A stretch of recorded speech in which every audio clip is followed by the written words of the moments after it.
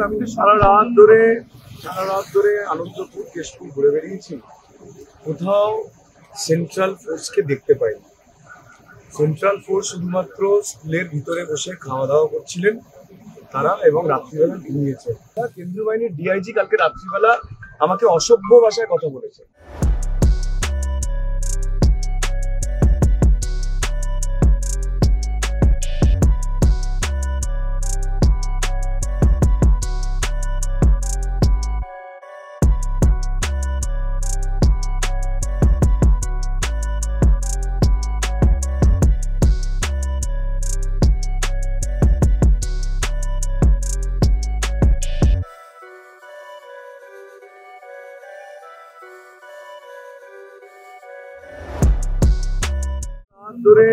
সারা রাত ধরে আনন্দপুর কেশপুর ঘুরে বেরিয়েছি, কোথাও সেন্ট্রাল ফোর্সকে দেখতে পাইনি। সেন্ট্রাল ফোর্স শুধুমাত্র স্কুলের ভিতরে বসে খাওয়া দাওয়া করছিলেন তারা, এবং রাত্রিবেলা ঘুমিয়েছে।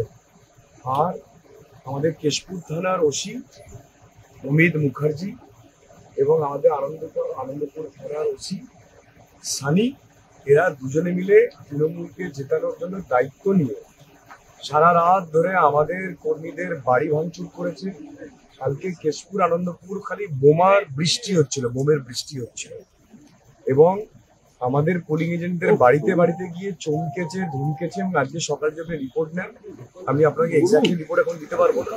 প্রত্যেক বুথে আমাদের পোলিং এজেন্টদেরকে বার করে দিয়েছে, কোথাও সেন্ট্রাল ফোর্স কিছু নেই, বার করে দিয়ে তারা তৃণমূলের অফিসে বসিয়ে রেখেছে, এবং অর্ধেক জায়গায় আমাদের এখনো পোলিং এজেন্ট বুঝতে পারে। মানে এটা কি গণতন্ত্র আমি জানি না, ভারতবর্ষের কি গণতান্ত্রিক ব্যাপার আমি বুঝতে পারলাম না। এরকম পঞ্চায়েত ভোটেতেও হয়নি, পঞ্চায়েত ভোটেতেও এরকম কোনো নির্বাচন আমরা দেখিনি। নির্বাচন কমিশন কি করতে চাইছে, কেন করতে চাইছে, সেটা আমরা কেউ বুঝে উঠতে পারছি না। আমাদের কর্মীদের সারা রাত ধরে আত্মনাদ, সারা রাত জেগে আমরা সেই কর্মীদেরকে সাহস জুগিয়েছি। এছাড়া আমাদের কাছে কিছু করার নেই। না, কোনো কেন্দ্রীয় বাহিনী আস্থা তো দূরের কথা। কেন্দ্রীয় বাহিনীর ডিআইজি কালকে রাত্রিবেলা আমাকে অসভ্য ভাষায় কথা বলেছে। হ্যাঁ, মিস্টার স্ট্যানজিন শাকিয়ানা কি নাম ভদ্রলোকের, হ্যাঁ, আমাকে নাম্বার দেওয়া হয়েছিল তার সঙ্গে কথা বলতে। তিনি রাত্রিবেলা আমাকে অসভ্য ভাষায়, অত্যন্ত নোংরা ভাষায় কালকে কথা বলেছেন, এবং বলেছেন তার কোনো দায়িত্ব নেই সামলানোর, তার কোনো দায়িত্ব নেই এলাকা সামলানোর। তিনি এসছেন খালি ভোটের সময় মানুষ যেন ভোট দিতে পারে, ভোটটাকে দেখার জন্য। আমি বলছি, কেশপুর আনন্দপুর এই ভয়ঙ্কর সন্ত্রাস চলছে, আর আপনি রাত্রিবেলা ঘুমাবেন? কেন্দ্রীয় বাহিনী কি আমার নাকি? আপনারা এই সব কথাগুলো কেন বলেন? কেন্দ্রীয় বাহিনী কি আমার? নির্বাচন কমিশনে বরাবর বলে এসেছে কেন্দ্রীয় বাহিনী হলে ইলেকশন হবে। আপনারা দেখছেন তো। দেখুন, আমি কোনো দল ভিত্তিক কথা বলবো না, আমি যেটা সত্য, যেটা রিয়েলিটি সেটা বলছি। আমি কোনো দল ভিত্তিক কথা আজ অব্দি বলিনি। যেখানে যে সত্যি কথা সেই সত্যি কথাটা বলেছি। আপনারা চলুন, এখন চললে দেখতে পাবেন যে কি ভয়ঙ্কর অবস্থা। দেখুন, আমার পক্ষে তো নির্বাচন কমিশনে জানার সম্ভব না, আমাদের টিম আছে তারা জানাচ্ছে। আর আপনারা তথাকথিত জানেন যে কিউআরটি টিম, এটা একটা ভারতবর্ষের, আজকে পশ্চিমবঙ্গের, আজকে আমি অন্য লোকসভার ব্যাপারে বলতে পারবো না। আমার ঘাটাল লোকসভাতে, বিশেষ করে কেশপুর, সবং এবং পিংলাতে কিউআরটি টিম যে মানে খায় না মাথায় দেয়, আমরা এখনো বুঝলাম না। তারা চাঁদে আছে না মঙ্গল গ্রহে আছে, সেটাও এখনো বুঝলাম না। কোনো কিউআরটি টিমের কোনো রেসপন্স পাওয়া যায়নি। তাদের খালি ফোন করলে বলছে আমরা দেখছি। আমাদের ছেলেরা মার খাচ্ছে, সারা রাত ধরে মার খেয়েছে আমাদের কর্মীরা। আমি বহু কর্মীর সঙ্গে কালকে মাঠে কাটিয়েছি। এক ভয়ঙ্কর পরিস্থিতি, মানে কি নির্মম পরিস্থিতি।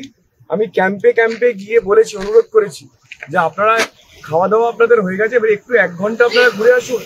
দেখুন চারিদিকে, আমাদের এই ভিডিও ফুটেজে দেখুন চারিদিকে পিকনিক চলছে। রাত্রি 12টার পরে 144 ধারা জারি হয়ে গেছিল। রাত্রি 12টার পরে কি আপনি পিকনিক করতে পারেন?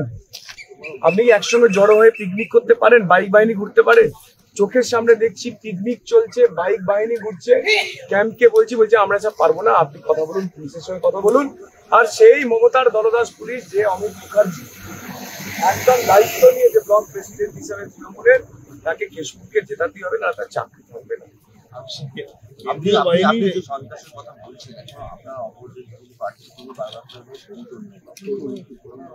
দেখুন, ওসব ন্যাকা কথা বলে তো গণতন্ত্র বাঁচানো যাবে না। উনি নাকা নাকা কথা বলতে থাকুন, আর ওনার পুলিশ বাহিনী যে কাজ করছেন সেটা বাংলার মানুষ দেখছেন। দেখুন, ভোট মানুষ দেবে, আমি এখনো বিশ্বাস করি যে 7খানা বিধানসভা আমাদের ভোট মানুষ দেবে। আমাদের অর্ধেক নেতা তো এখন থানায় জেলে বসে আছে। তন্ময় ঘোষ জেলে বসে আছে, অজিত চৌধুরী জেলে বসে আছে, শিশির কুলবিকে কালকে থানায় বসিয়ে রেখেছিল, বলেছিল আপনাকে জেলে পুরবো, আপনি যদি কালকে এখন যদি আপনি মাঠে নামেন আপনাকে জেলে। আমাকে সেইটা ফোন করছে যে আমি কি করবো, আমি কি জেলে থাকবো, নাহলে আমাকে আমি ভোট কাজ করতে দিলে আমাকে বলে জেলে ঢোকাবে। তাহলে বাড়িতে গিয়ে ঘুমোন, আর কি করবেন আপনি বাড়িতে গিয়ে ঘুমোন। আমাদের সবকের যিনি নেতা শিশির কুলবি, তিনি আমাকে ফোন করে বলছেন যে আমাকে বলছে যে এখন ভোটের হয়ে কাজ করলে আমাকে জেলে পুরবে। আমি কি তাহলে জেলে যাবো না, আমি বাড়িতে গিয়ে আপনি ঘুমান। আমি কি বলবো বলুন, একজন কর্মী হয়ে এর থেকে কি বলতে পারি। আমাদের পিংলা, আমাদের যিনি কনভেনার, তাকে থানায় বসিয়ে রেখেছিল 4 ঘন্টা, তাকে সেম বলেছে ভাই তুই ভোটে কাজ করো না থানায় বসতে। তো এই চলছে গণতন্ত্র। বাট আমি বিশ্বাস করি মানুষ ভোট দেবে। আমার এখন একটাই মিশন যে আমাদের পোলিং এজেন্ট বসাতে হবে, যাদেরকে এখনো বসতে দেয়নি। আমি সেখানে যাচ্ছি, যে জায়গায় খবর পাচ্ছি, আপনারা চলুন গিয়ে দেখবেন। হঠাৎ করে তো নয়, গত 3 দিন ধরে কেন্দ্রীয় বাহিনীকে কোথাও খুঁজে পাইনি। যতবার কেন্দ্রীয় বাহিনীর সঙ্গে কথা বলেছি তারা বলেছে এই তো ওখানে ভোট হচ্ছে, হ্যাঁ পঞ্চম দফার ভোট শেষ হয়ে গেলে চলে আসবে। পুলিশ অবজারভার সুজিত কুমারকে যতবার ফোন করেছি তিনি বলছেন দেখুন আমি তো অবজারভার, আমাকে নির্বাচন কমিশন পাঠিয়েছে অবজার্ভ করতে, আমাকে কোনো অ্যাকশন নিতে বলেনি। যিনি এখানকার জেনারেল অবজারভার আছেন, হ্যাঁ তার সঙ্গে দেখা করেছি ব্যক্তিগতভাবে, তারা বলছেন নির্বাচন কমিশন আমাদেরকে অবজার্ভ করতে পাঠিয়েছে, আমরা কোনো অ্যাকশন নিতে পারবো না। অ্যাকশন নেবে কে? এখানকার এসপি। আর সে এসপি বলছেন আমি জীবনে প্রথম এসপির দায়িত্ব পেয়েছি, আমি কিছু জানি না, ও থানার ওসি যারা যেটা করছে সেটাই ফাইনাল, আমাকে ডিস্টার্ব করবেন না, আমাকে ফোনও করবেন না। এসপি আমার আজ অব্দি ফোনও তোলেননি, কিচ্ছু রিপ্লাই দেননি।